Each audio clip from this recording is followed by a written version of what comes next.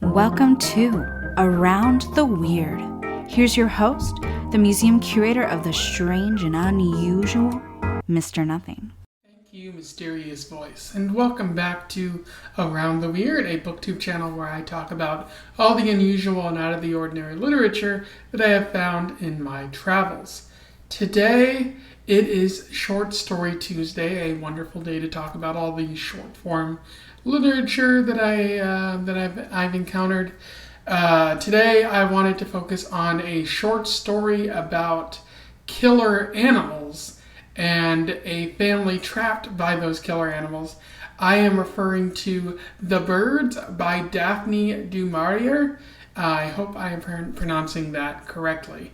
For those who don't know who Daphne Du Maurier is, she was a British author in the 20th century who wrote quite a bit. She was also known for being a playwright in addition to doing short stories and novels. And she was also known for being somewhat aloof, although people who were close to her said she was very warm and friendly. Also, something interesting that I read is that a lot of people have pointed out that she might have been bisexual, but at the same time she denied that part of herself, possibly because the homophobia of the time was pretty strong. And so that's an interesting tidbit about this author. So the story that I'm going to be talking about today is very interesting because Du Maurier had a lot of adaptations of her works. Her books or short stories were turned into movies, including one called Rebecca, which was adapted into a Hitchcock movie. And you might also recognize this title, The Birds, because this was also turned into a Hitchcock movie called The Birds, which everyone is very familiar with. And so I probably don't have to go into too much detail about what exactly this story is about, but I'm still going to talk about that in the summary. So without further ado, let's get into The Birds. I will do a little summary, a little analysis, and we will move on from there. So The Birds focuses primarily on Nat Hocken and his family. They live in the United Kingdom. Nat is a retired soldier who is working on a farm to make money part-time, and he really seems to enjoy the work. Nat, at the start of the story, is noticing something weird going on, as there are a lot more birds coming in from the sea than usual lately, and there's just so many birds all about. An unusual amount of birds that appear to be restless for some reason. They're swarming, and a lot of weird things are going on.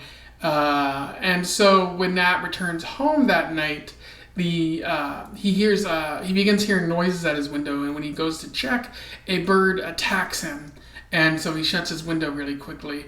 And then his wife wakes up and he tries to explain what happened, but his wife doesn't necessarily believe that a bird attacked him. He then hears weird noises in his children's room with his young daughter and his what I would say toddler son. And he goes in and finds that a bird has tried to attack his children. So he shuts the windows and tries to tell his wife about it. His wife asserts that the birds are just hungry or something like that, but he notes that this probably has something to do with the weather. He's very adamant about that. Later on in the story, the family hears a news bulletin. At first everyone's incredulous. Like, even the people in the village don't believe that birds have been attacking Nat and his family. But the news bulletin, the newscasters are kind of joking about it because it doesn't seem real that birds have been attacking people in the countryside.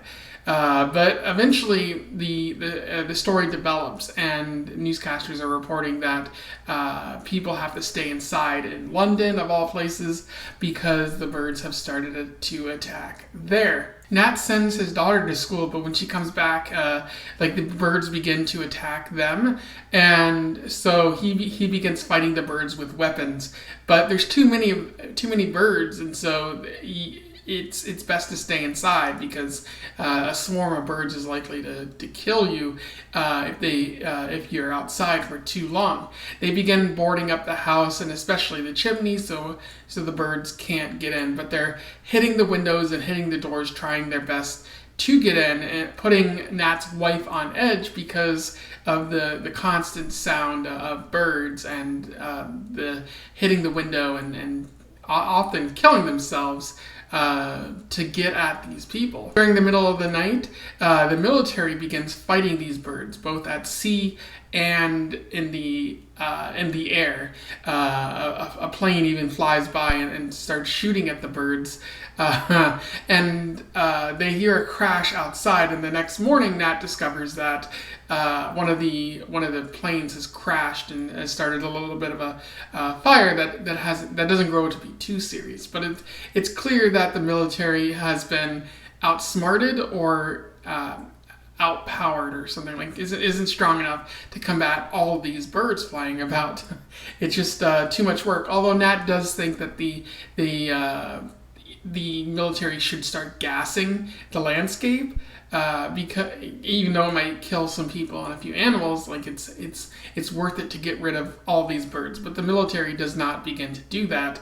In fact, it seems like the military is just retreating because there's no way to possibly combat these birds. The family begins running low on supplies, so what Nat does is he actually goes to the neighbor's farm and discovers that they've been killed, so he starts taking some of their supplies, but doesn't really tell his family that the neighbors have been killed. The family eventually makes it back home, but they discover there's some radio silence going on. They try to drive in their car, but they're again attacked by birds, and they finally just decide to stay inside their house to avoid being further attacked by any birds. And as the story ends, once again the birds are attacking the house, and they seem to be, the stronger birds are attacking the door while the lighter birds are attacking the windows, and it really seems like the family is stuck at this point, and that's where the story ends. So kind of on a real very tense note at the end there. In terms of analysis, there is a bit to talk about with this story. One of the big ideas, the big themes in this story is restlessness. At the start of the story, the narrator notes that the birds just can't seem to settle. They seem to be on edge about something. Nat doesn't quite know what it is, but it's making the birds fly around and start swarming for no particular reason. There's an interesting quote that I would like to read to you. In spring, the birds flew inland. Purposeful intent, they knew where they were bound. The rhythm and ritual of their life booked no delay. In autumn, those who had not migrated overseas but remained to pass the winter were caught up in the same driving urge, but because migration was denied them, followed a pattern of their own. Great flocks of them came to the peninsula restless, uneasy, spending themselves in motion, now wheeling, circling the sky, now settling to feed on the rich, new-turned soil. But even when they fed, it was as if they did so without hunger, without desire. Restlessness drove them to the skies again. So it's clear that something's upsetting the birds. Even when they get something that should make them content, they're still swarming to the skies, flying all around. There's a lot of birds in this general area, and Nat's figuring, oh, well, these birds must be an omen of something. This restlessness extends to Nat and the family too, as Nat and his family are uneasy throughout the story, unable to get comfortable because there's a bunch of birds flying around trying to kill them. They're seeing dead people. They can't really get any sleep. So there's everyone in the story, the birds included, are on edge trying to figure out what's going on. And this continues up until the end of the story because there's radio silence happening. What happened to London? What happened to the rest of Europe? It seems like the birds managed to destroy a large part of the population, a large part of Europe, through their attacking. And so, that would cause a lot of people to worry. And so this restlessness continues throughout the story. I really like how Du Maurier manages to capture that edginess kind of feel, where everything is setting you off, and it just stresses you out more and more as the birds attack, because when is this going to end? Who knows? Another thing worth noting about this story is there's a lot of wartime parallels, a lot of war references throughout this story, particularly with Nat, because Nat is a former soldier, and so he is familiar with how the military operates. And at this point, like this point in the story, by the midpoint, like he's become a soldier again, reconnaissing or doing recon of the areas, and basically trying to figure out what the birds want and trying to see if the military is going to do anything. So he's returned to his war self, essentially. The birds are attacking in groups with specific jobs, and they're being fired upon by the military. The army is mobilizing against them as if they are a real threat. And I guess you could argue that they are a real threat. Radio communications are being cut off, as it would during wartime. There's a lot of references to an invasion, or a lot of subtext that suggest this is an invasion by a foreign power. There's a lot of references to Russia in this story as well, and given that this is at the very beginning of the Cold War, this story was published in the 1950s. It's easy to see why they would reference Russia. That Russia managed to do something that agitated the birds, and now England is ripe for the picking, so they can invade and take over. But the birds themselves are invaders with specialized skills and apparently a hierarchy of that allows them to attack and plan their attacks, if they're even planning it, or if there's some sort of foreign military power affecting them. And so I do like how Du Maurier hints at this throughout this entire story, that maybe the birds have just started to attack, but there might be also something sinister behind them, and this is very reminiscent of what was happening in the 1940s, again with the planned invasion of Britain by the German powers in the 1940s. So this is still fresh in England's mind, and it might even it's an additional layer of fear in the story, which is, I think, pretty rad at the time. I also really like the ending of this story.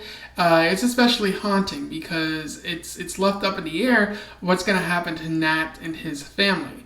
As I pointed out earlier in the story, Nat went to the neighbor's house and they were dead. Is that going to happen to Nat's family? Are they going to be safe? Is the country going to restore itself? Are the birds eventually going to withdraw or retreat, or just go back to doing normal bird things? That's up in the air, and Du Maurier does a great job of just leaving you guessing at the end.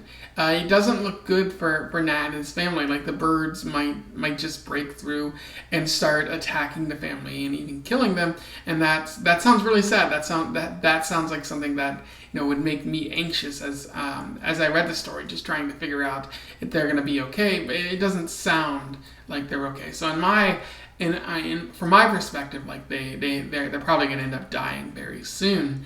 If you have a different perspective from this story, let me know in the comments below. I would like to hear from you. Anyway, those are my thoughts on The Birds by Daphne Du Maurier, a wonderful short story that is probably more noted for being the movie that it was, but I absolutely love this short story because it has the right amount of tension and the right amount of fear and the right amount of science fiction, I would say. So it's a really good story. I'm going to recommend it. I'm going to put a link to it in the comments so you can find it and enjoy it on your own. If you have something to say about my review, or you simply want to say something about this short story, comment below. I would love to hear from you again. Otherwise, don't forget to like, share, and subscribe so that other people can find out about the short story, as well as the author, who sounds pretty interesting. And until then, I wish you the best of luck in your weird and birdish travels. Farewell.